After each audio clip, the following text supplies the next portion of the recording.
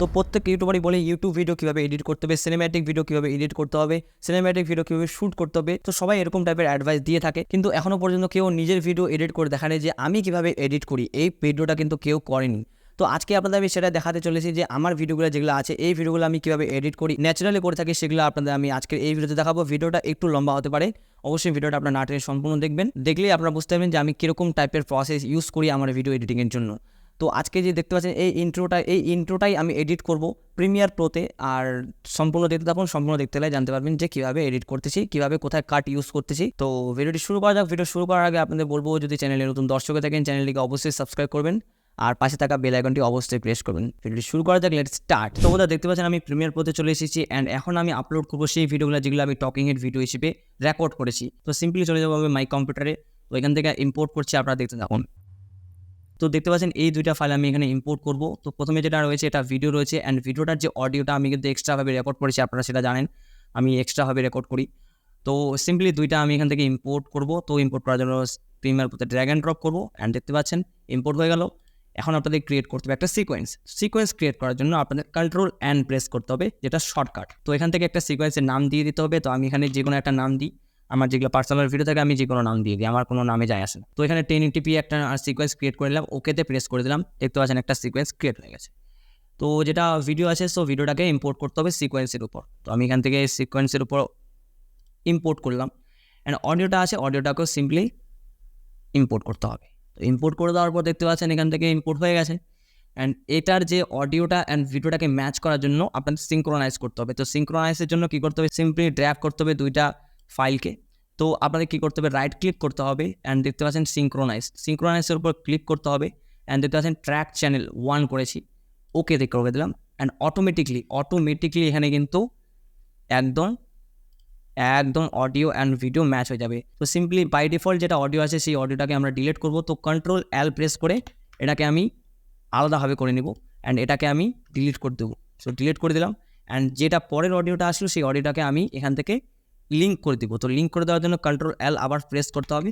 এখানে লিঙ্ক করার একটাই কারণ অডিও অ্যান্ড ভিডিও একসাথে নড়াচড়া করবে। এখন দেখতে পাচ্ছেন একসাথে নড়াচড়া করতেছে, অ্যান্ড এখানে যদি আমি কাট করি তাহলে দুইটাই একসাথে কাট চলে যাবে, দেখতে পাচ্ছেন। কাট করে দিলাম, অ্যান্ড কাট করে দেওয়ার পর এখান থেকে এই ভিডিওটা যেটা আছে এই ভিডিওটাকে কালার কারেকশন করতে হবে। তো কালার কারেকশন করার জন্য সিম্পলি আমি একটা অ্যাডজাস্টমেন্ট লেয়ার নিব। তো এই ফাইলে আমার একটা অ্যাডজাস্টমেন্ট লেয়ার রয়েছে, সিম্পলি ড্র্যাগ করা। তো সিম্পলি অ্যাডজাস্টমেন্ট লেয়ারে ক্লিক করে কালার ওয়ার্ক স্পেসে চলে যাব, অ্যান্ড কালার ওয়ার্ক স্পেসে আসার পর এখান থেকে আমি যে আমার চ্যানেলে কিন্তু already colour correction and colour গ্রেডিংয়ের ভিডিও রয়েছে, তো সেই জন্য আমি সেই পার্টটাকে স্কিপ করছি।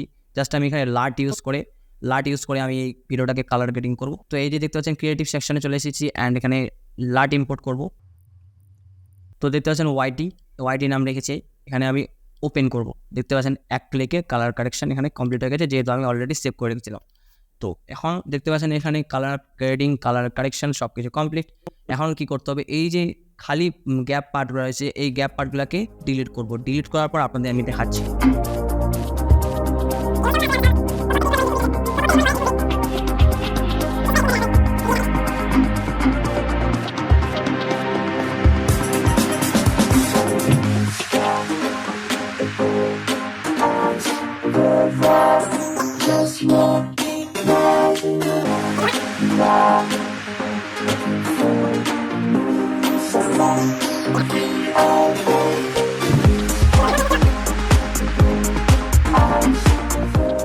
তো বন্ধুরা এখানে দেখতে পাচ্ছেন মোটামুটিভাবে আমি কিন্তু এখানে কাট করে ফেলেছি যেগুলো পার্টে গ্যাপ ছিল। তো আপনাদের এখন দেখতে হবে যে কোন পার্টটা আনওয়ান্টেড, তো সেটা আপনাদের ডিলিট করতে হবে। তো কীভাবে ডিলিট করবেন, এখানে আপনাদের প্লে করতে হবে। প্লে করে আমি দেখবো ভিডিওটাকে, অ্যান্ড ভিডিওটা প্লে করে দেখে আপনাদের যে প্রথমে ইন্ট্রোটা থাকবে সেই ইন্ট্রোটার মধ্যে আপনারা কী করতে পারেন, এখান থেকে ডিপ টু ব্ল্যাক একটা ট্রানজিশন রয়েছে, সেই ট্রানজিশনটা এখানে আপনারা অ্যাড করতে পারেন। তো আমি এখান থেকে অ্যাড করতেছি, তাহলে স্মুথভাবে এটা ওপেন হবে। তো এখান থেকে আমি সিম্পলি এটাকে দেখতে পাচ্ছেন। তো নমস্কার বন্ধুরা, আশা করি দেখতে পাচ্ছেন একটা ব্ল্যাক থেকে স্ক্রিন চলে আসলো। তো এখান থেকে ভিডিওটাকে প্লে করবো, এই যে দেখতে পাচ্ছেন প্লে করনি। তো প্রত্যেক ইউটিউবারই বলে ইউটিউব ভিডিও কীভাবে এটা ডাবল হয়ে গেছে, তো প্রত্যেক ইউটিউবারই বলে দেখতে পাচ্ছেন এটা ডাবল। তো এটাকে আমি ডিলিট করে দিলাম, তো এটাকে ডিলিট করে দেওয়ার পরে এই যে দেখতে পাচ্ছেন আপনার সবাই বলো। তো প্রত্যেক ইউটিউবারই বলে ইউটিউব ভিডিও কীভাবে এডিট করতে হবে। তো এইভাবে কিন্তু আমি আমার ভিডিওগুলোকে এডিট করি। অ্যান্ড এডিট করার পর এখান থেকে যা যা আমার এলিমেন্ট লাগে, বিরোল বলুন, সব কিছু আমি কিন্তু এখানে অ্যাড করি। বিরোল বলতে গেলে বিরোল সেকশনের জন্য আমি এই যে আলাদা একটা মানে ক্রিয়েট করে রেখেছি ফাইল। তো বিরোল যদি আমার লাগে এখান থেকে আমি বিরোল অ্যাড করে দিলাম। সিম্পলি আগে আমি এখান থেকে কাট করি। তো এখান থেকে বিরোল লাগলে আমি এখান থেকে বিরোল অ্যাড করি এবং কি দেখতে পাচ্ছেন বিরোল আমি অ্যাড করে ফেলেছি। তো এইভাবে আমি সব কিছু এখানে অ্যাড করি অ্যান্ড যা যা ইফেক্ট লাগে ইফেক্টগুলো আমি এখানে ইউজ করি।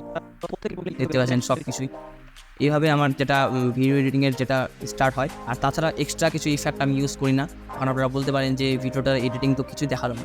এখন আমি এখানে এরকমভাবেই আমি জাস্ট সিম্পল এডিট করি, ওরকম ধরনের এডিট করি না যে ফুল একদম সিনেম্যাটিক আমার মানে আমি সেই মোবাইল দিয়ে সিনেম্যাটিক ভিডিও শ্যুট করি না। সেই জন্য আমি এরকম সিম্পল টাইপের ভিডিওগুলোই শ্যুট করি। আপনাদের জাস্ট দেখাই যে সিনেম্যাটিক ভিডিও কীভাবে এডিট করবেন, তো কীভাবে শ্যুট করতে হবে আমি কিন্তু সেরকমভাবে দেখাইনি, কারণ আমার মোবাইলের ক্যামেরা সেরকম ভালো নয়।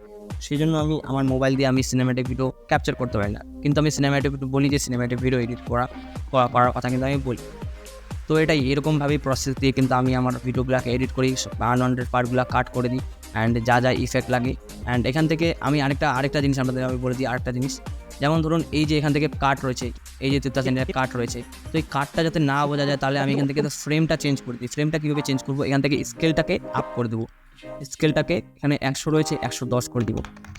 110 করে দিলাম, তাহলে এখন বোঝা যাবে না। এখন যদি প্লে করি তাহলে দেখতে পাচ্ছেন কিন্তু আজকে আপনাদের আমি কিন্তু অনেক দেখতে পাচ্ছেন ফ্রেমটা চেঞ্জ হচ্ছে, তাহলে বোঝা যাচ্ছে যে না এটা এক্সট্রা হবে মানে শ্যুট করা রয়েছে। তো এরকমই। আর নর্মাল যদি থাকে, নর্মাল থাকলে কিন্তু অতটা মানে ফেক লাগে দেখতে কিছু। আমি কিন্তু অনেক দেখতে পাচ্ছেন ফেক লাগতেছে, এখানে বোঝা যাচ্ছে যে একটা কাট পড়েছে, রাফ কাট।